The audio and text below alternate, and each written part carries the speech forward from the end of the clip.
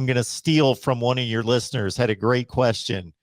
Texas has been down since they went to the national championship game in 2009, had one splash season under Tom Herman, went to the Sugar Bowl, won that game against Georgia. USC, pretty much the same thing since Pete Carroll.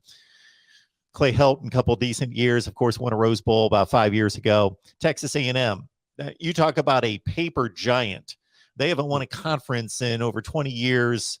They've got all sorts of resources and facilities and everything else. Just they don't win. It's pretty much 8-4 all the time. But, man, these three are gearing up.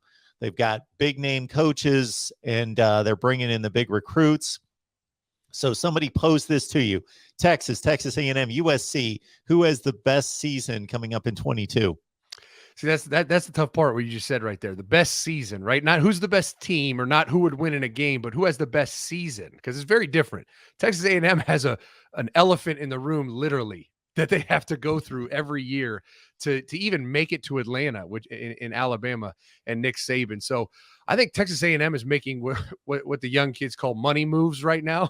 I mean, their NIL deals are through the roof. They're hiring guys like Steve Adazio to coach their offensive line, who is a great offensive line coach, then a head coach, and now back in an offensive line coach's role.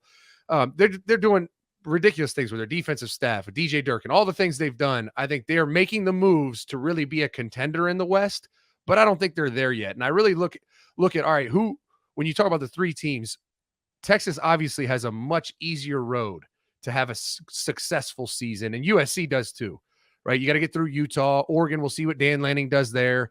If Chip Kelly can get UCLA, kind of level them up. But Lincoln Riley has a track record of being successful, right? He got his quarterback to transfer over. So I really look at quarterback play. Texas A&M, complete unknown. Texas, if we're going to bank on Quinn Ewers, who still has never played a college snap that was worth anything. And I kind of question if he can become a great player. Right? We all know he has arm talent. I've seen a bunch of people with arm talent. It comes down to intangibles when it comes to a championship level quarterback.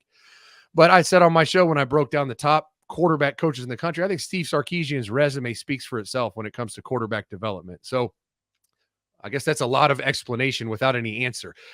I think USC has the best season this season, followed by Texas and then Texas A&M, only because of the Alabama issue, right? And then, Texas.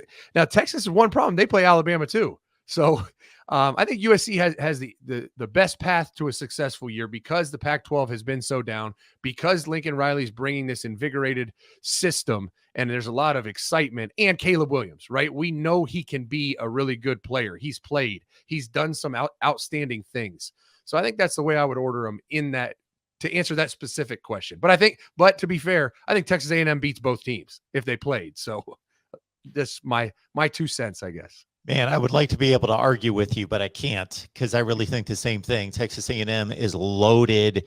USC had one of the worst defenses in the Pac-12, and that's saying a lot. So Lincoln Riley's amazing. He brings in Caleb Williams, but Caleb Williams I don't think is going to cover anyone on defense. That's for sure. Mario Williams comes in with him from Oklahoma as well, caught 35 balls last year. So USC, I expect to just be so much better than their 4-8 2021 team, but still a lot of holes on that roster. Texas, to your point, Texas, well, they had a bad season at 5-7, but they were playing like razor close games with good teams in the Big 12, like Baylor, Oklahoma State, barely losing those games. Oklahoma, they blew a 4-touchdown lead. They step out of conference for one game against Arkansas, and they just get trucked. It's just a different deal. And I think the real question is, all right, what is their answer, right, offensively and at quarterback? I mean, they have to play Alabama week 2. Are you going to take Quinn Ewers and start him the first 2 weeks of the season and let him try to slay that beast? I mean, I think if he's your guy, you have to, but it's not going to be easy for your kind of first real test to play against Nick Saban.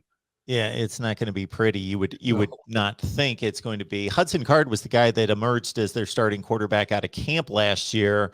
He faltered, lost the job. Casey Thompson led the Big 12 in touchdown passes, but then he transferred to Nebraska. So, yeah, Quinn Ewers, Texas fans are going to be clamoring for him to be the guy. We'll see if they determine whether he's ready or it defaults back to Hudson Card, who's got some experience.